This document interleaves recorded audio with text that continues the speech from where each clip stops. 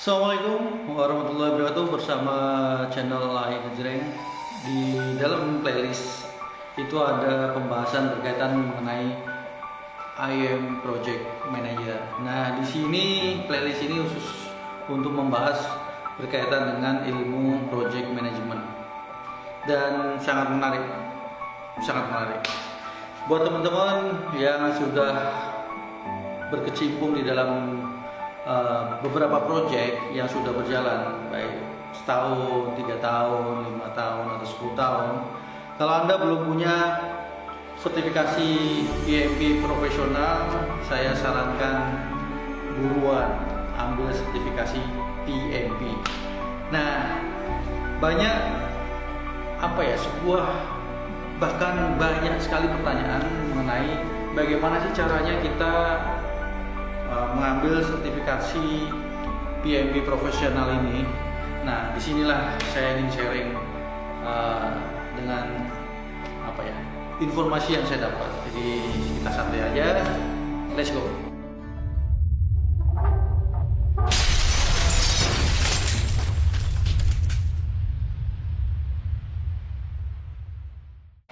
Nah, berkaitan dengan PMP sertifikasi ini, Anda bisa mengambil sertifikasi ini secara online. Memang online, apalagi di saat kondisi seperti ini. Nah, apa sih yang harus dipersiapkan? Banyak hal yang harus dipersiapkan ya. Di antaranya adalah Anda harus punya ID member PMI Capture Indonesia. Itu Anda bisa dapatkan di pmi.org. Nah, di situ Anda bisa mendaftarkan member dulu. Itu tahunan, Anda bayar tahunan. Kemudian Anda tentunya harus punya ID eligible. Nah, disitulah Anda bisa mendapatkan sebuah tiket. Anda bisa punya tiket untuk persiapan ujian tanggal berapa. Nah, inilah bukunya. Untuk ujian beberapa bulan yang lalu, masih sampai sekarang ini nih, di bulan Juli 2021 masih menggunakan PM Book 6. Walaupun PM Book 7 sudah keluar, tapi saat sekarang kalau Anda masih mau mendaftarkan ujian PMP sertifikat nasional, masih terpatokan kepada PM Book versi 6.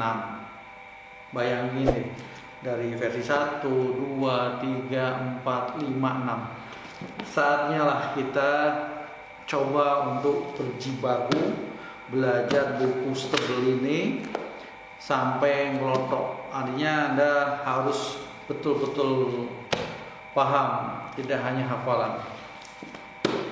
Ini challenge banget ya, jadi nggak mudah gitu loh. Jadi harus perlu effort. Nah, bagaimana sih tipsnya untuk mendapatkan sertifikasi PMP profesional ini? Yang sudah belajar dari pengalaman, karena saya sendiri belum mendapatkan sertifikat PMP, baru mau mencoba. Itu berdasarkan testimoni beberapa mentor yang sudah berhasil mendapatkan predikat PMP di belakang namanya. Itu nggak semata-mata karena hoki gitu. Saya yakin betul loh. Karena berdasarkan testimoni yang saya dengar dan saya peroleh, itu benar-benar dari hasil jerih payah dan effort. Sekali lagi effort. Nah, kalau Anda ingin mendapatkan sertifikat tersebut, yaitu Anda harus pertama punya niat dulu lah. Punya niat, pasti punya semangat gitu. Antara dua itu, niat dan semangat. Nah, kemudian yang ketiga itu Anda harus punya komitmen. Tanpa komitmen, wah, babak belur deh. Nah, selain itu yang keempat, Anda harus fokus. Nah, satu lagi, yang kelima, Anda harus disiplin. Karena di dalam proses belajar biasanya yang mentor-mentor itu udah berhasil, mereka menyiapkan dirinya paling cepat tuh 3 bulan sebelumnya. Jadi tiap hari meluangkan waktu minimal ya recommendednya ya 2 jam lah untuk membaca buku setebal ini dan dimengerti gitu aja. Nah, setelah membaca buku ini, selain itu Anda harus juga mengerjakan beberapa tugas, yaitu membuat brain dump setiap harinya untuk dilatih biar Anda terbiasa. Kemudian Anda mengerjakan FAQ, yaitu frekuensi FAQ sih biasanya seperti itu. Nah, di dalam proses ujian itu sendiri mendapatkan sertifikat PMP itu yang lalu-lalu soalnya ada 200, tetapi kali ini soal ujiannya jumlahnya 180 tanya jawab di situ. Dan soalnya multiple choice. Bayangkan kalau orang mendapatkan sertifikat PMP itu karena hoki, rasanya 100% nggak mungkin. Karena apa? Soalnya 180 dikerjakan dalam waktu sekitar 230 menit. Anda bayangkan bagi 60 menit, ya sekitar 3 jam lebih 80 menit. 3 jam lebih 80, 3,8, ya hampir 4 jam lah.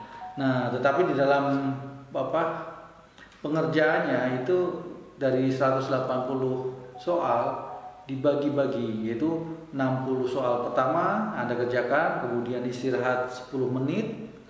Setelah itu Anda masuk lagi mengerjakan soal tersebut 60 soal lagi, kemudian istirahat 10 menit, kemudian kerjakan lagi 60. Bayangkan segitu banyak soalnya, dan soal tersebut meliputi beberapa proses yang Anda harus kuasai, yaitu 10 knowledge area macam-macam. Nah, nanti kita bahas lebih detail lagi. Kemudian metodologinya di dalam soal ujian sertifikasi internasional PMP itu yang saya pelajari, yaitu 50% itu prediktif, kemudian 23% itu agile, kemudian 20% itu hybrid. Kira-kira seperti itu. Jadi Anda harus di dalam proses ujian PMP yang sekarang ini dibagi menjadi 3 kategori, yaitu pembahasan mengenai people, kemudian pembahasan mengenai proses itu sendiri, kemudian pembahasan mengenai business environment. Itu yang harus Anda pahami. Terus terang, saya dalam proses pembelajaran persiapan untuk ujian PMP, wow, rasanya luar biasa. Tiap hari dikejar target, dikejar harus belajar, dipaksa lah. Kalau tanpa pemaksaan akan lebih susah, jadi butuh komitmen. Kemudian itu jangan lupa buat teman-teman para milenial yang ingin ikut ujian PMP bisa ikut di study group yang diadakan oleh PMI Capture Indonesia. Di situ rame-rame belajar tiap hari Sabtu. Kebetulan sekarang semua serba online, itu mulai jam 8 sampai jam 12. Kita dibimbing oleh para mentor yang oke banget dan semangat dan memberikan ilmunya secara ikhlas dan free, tidak dipungut biaya. Dan mereka benar-benar memberikan semangat ke kita para mentee ya, yaitu termasuk saya dan kawan-kawan semua. Dan kita berusaha nih untuk lulus PMP sertifikasi secara internasional. Kenapa sih sertifikat PMP ini penting? Nah, nanti saya akan bahas di video selanjutnya secara detail. Itu aja. Nah, selain buku ini banyak referensi sebenarnya. Di YouTube pun banyak video berkaitan dengan PMP YouTube atau PMP keilmuannya. Dan selain itu saya juga ada beberapa referensi buku, yaitu belajar buku Exeng dari Rita. Banyak juga buku-buku, terserah teman-teman dari mana saja. Yang penting asli bakal puyeng. Jadi kalau nggak ada niat yang tadi 5 poin tadi, rasanya nggak akan mungkin sampai mendapatkan sertifikat PMP. Jadi di sini nggak ada istilah hoki. Kalau Anda yakin belajar mempersiapkan dengan baik, insya Allah lulus. Keyakinan itu yang bisa Anda pegang. Jadi jangan pernah mengandalkan sebuah keberuntungan di sini. Anda harus mengeluarkan effort. Di samping itu saya juga beberapa referensi yang saya print out, yaitu dari Ricardo Vargas. Nah, di sini saya print berwarna mengenai 10 knowledge area. Di sini ada 5 proses: initiating, planning, kemudian executing, monitoring, controlling, dan closing. 5 poin, 5 proses flow. Kemudian dibagi lagi dengan 10 knowledge area, macam-macam. Ada integration, kemudian ada scope, ada schedule, kemudian setelah schedule ada cost, kemudian ada pembahasan mengenai resource, kemudian setelah resource pun ada quality kita bahas, kemudian ada risk, kemudian di sini dibahas juga ada communication. Selanjutnya pembahasan berkaitan dengan tadi sebelum ke stakeholder, terakhir adalah komunikasi sudah, kemudian resource sudah, kemudian bahas mengenai yang terakhir adalah stakeholder.